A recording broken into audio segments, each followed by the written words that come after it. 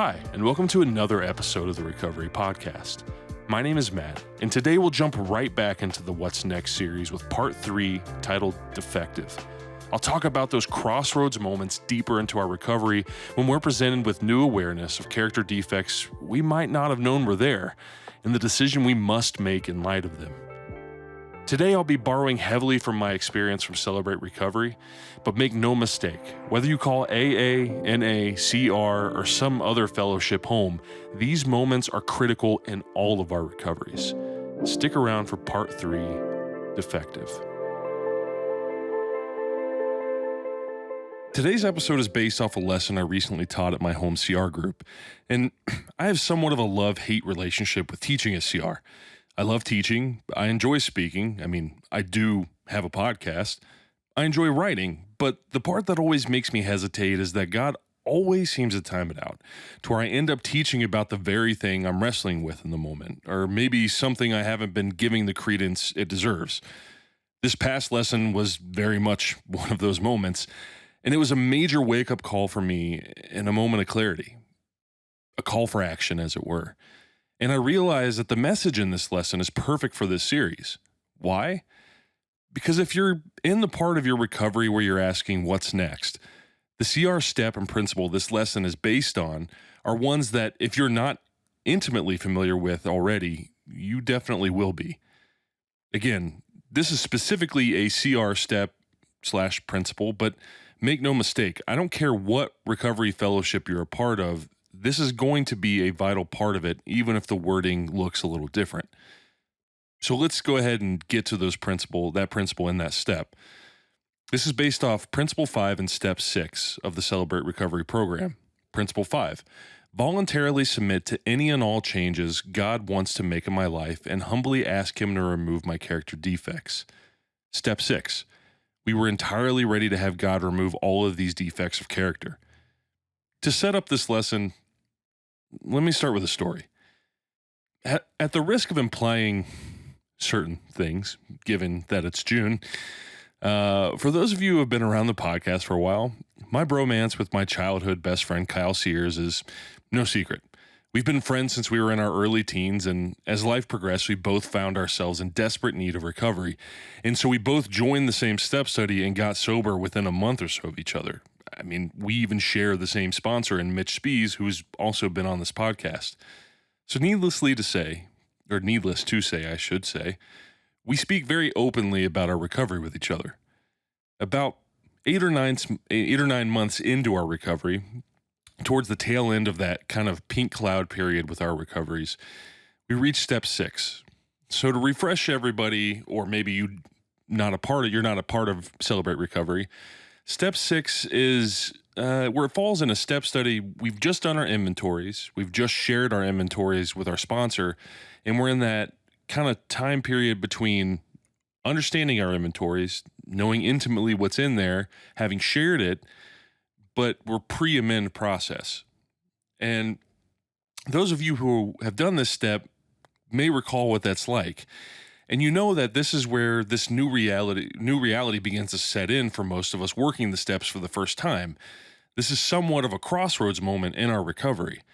In the lesson guide, there's a line they use. This is what separates the men from the boys and the ladies from the girls.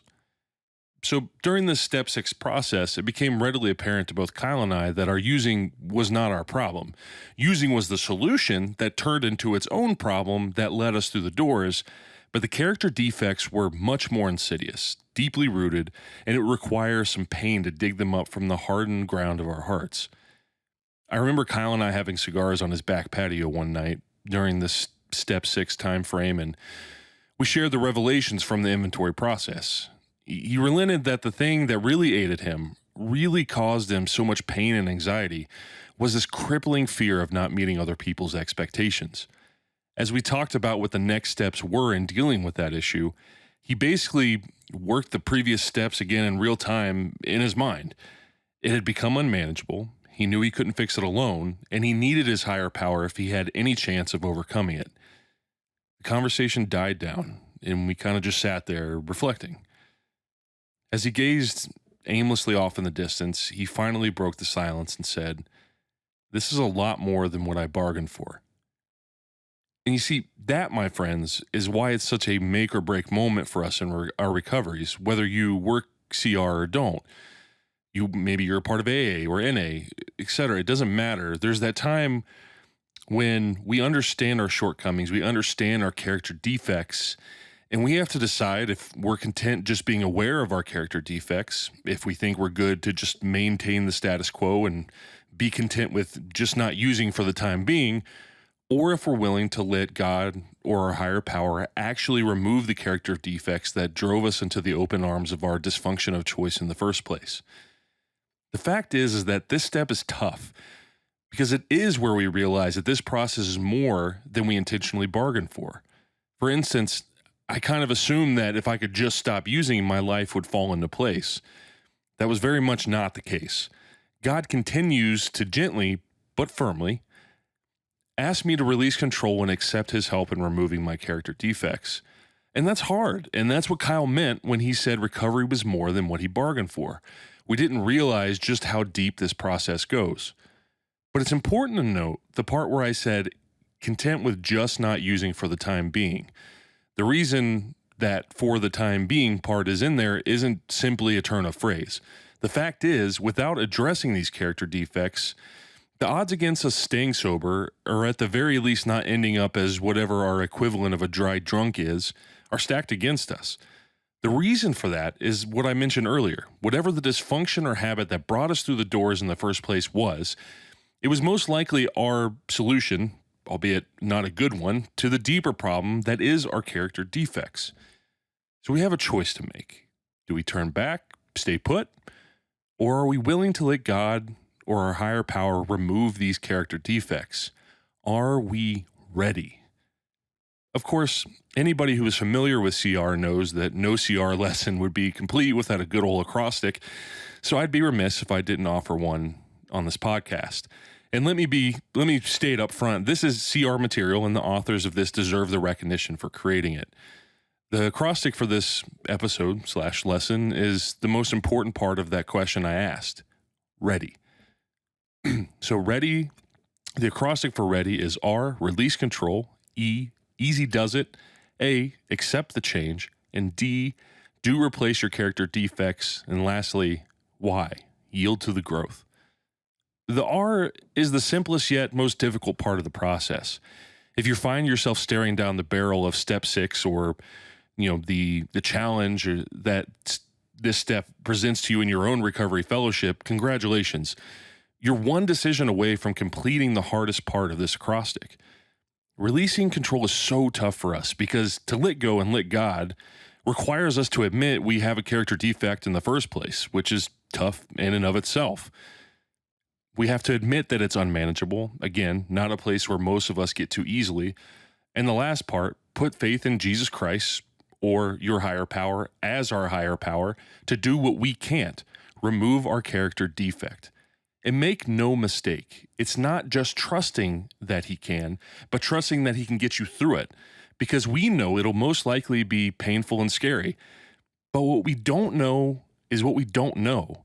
And that's what's on the other side, because we've never seen it before. We have to trust that if we let him do this, it will lead to something better on the other side. Next up, easy does it. Anyone here impatient? Nope. We didn't answer quickly enough. All right. Sorry. I had to get at least one dad joke in. We're not that far removed from Father's Day, but, my wife isn't here with me while I'm recording this to confirm this, but those who know me will tell you that my patience is only matched by my incredible humility. I'm as patient as I am skinny, and for those of you who know me, know that I'm not. But the reality is that some things require patience, including the process of letting God remove our character defects. While there is definitely a place for those quick, cathartic moments we all experience in recovery, the change that really matters is the change that happens over time. If coming to that initial place of surrender is hard, then making the daily decision to remain in that place of surrender is harder. But it's worth it. So take a step back, take a deep breath, and relax. The process requires surrender and obedience, not worry. Do what God has put in front of you to do as the next right thing and let the process happen. The next part is accept. Along this process, you'll eventually come to recognize what God is requiring of you in this process. That next right thing that I mentioned. For me, in my initial recovery, was one, remember that I'm not God and God has to do this. Two, show up for meetings. Three, be open and honest with myself and others. And four, reach out when I was struggling. That's it. Those were my only requirements. What I found is that doesn't really change much today. I have to accept what needs to change. There might be some behavioral changes that might need to be added to that list, but my acceptance of this change looks the same because it's basically one overarching theme: obedience. Do the next right thing. Accept the process, your role in it, and what your role isn't. Part of that accepting process outside of our immediate role in it is to resist the urge to take back control. Daryl Wilson, who was one of my very first guests and was on Charlie Hartman's podcast, has got one of my favorite recovery sayings ever, and that being, no one got here on a winning streak. None of us got here because we did anything good with our lives when we were in control.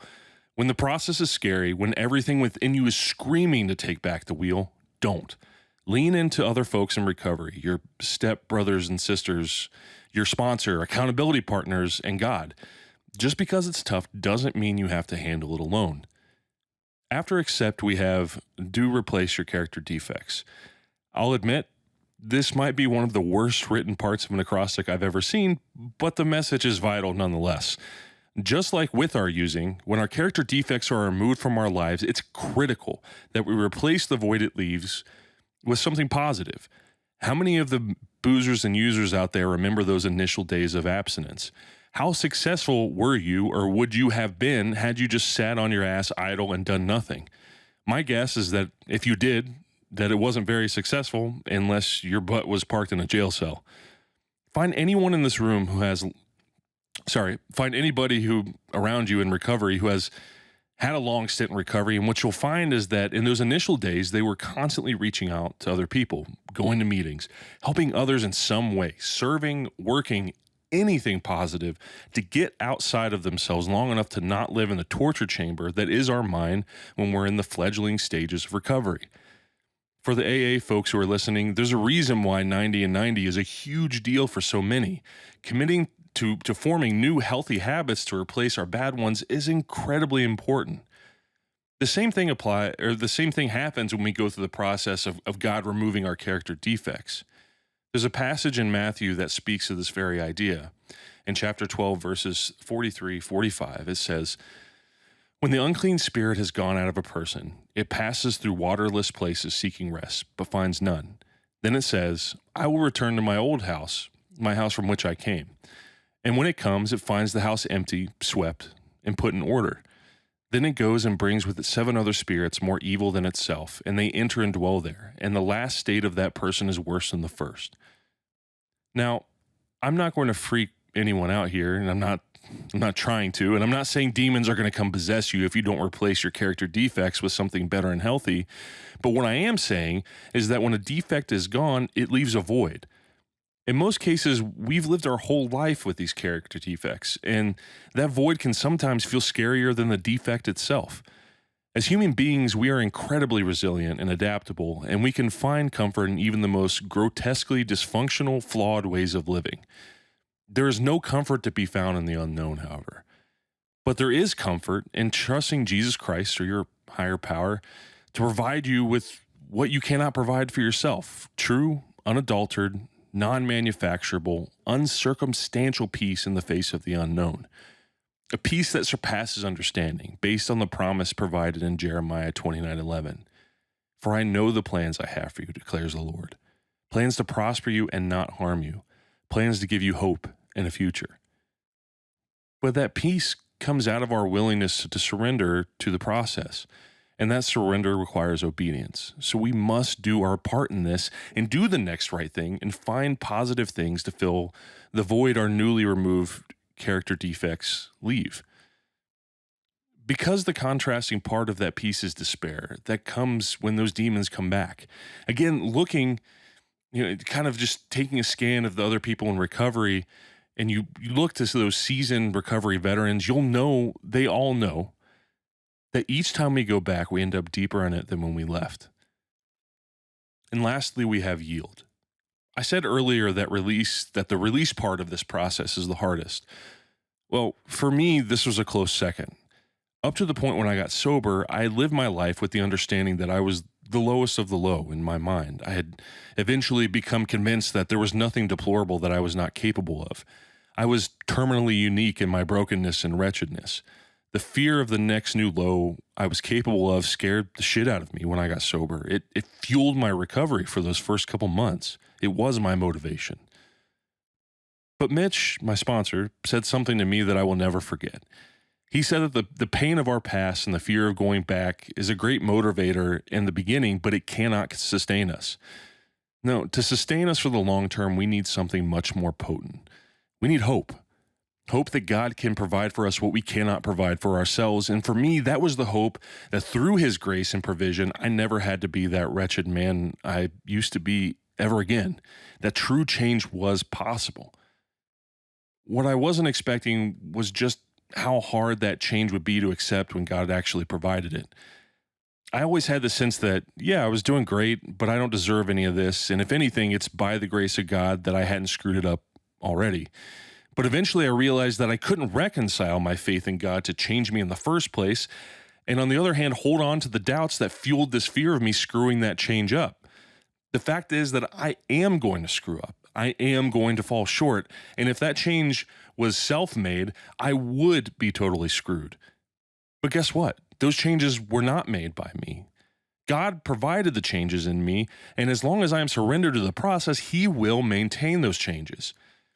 In the same hand, whatever I had done to deem myself unworthy of the changes in the first place were null and void when Jesus paid my debt on the cross. So what shall I fear? When I am surrendered to the power, grace, and mercy of the creator of this universe, what weapon formed against me shall prosper? What fear should paralyze me from taking the step of faith and surrender to the changes God wants to make in my life? What is keeping me from being ready? And if you're listening to this, what is keeping you from being ready?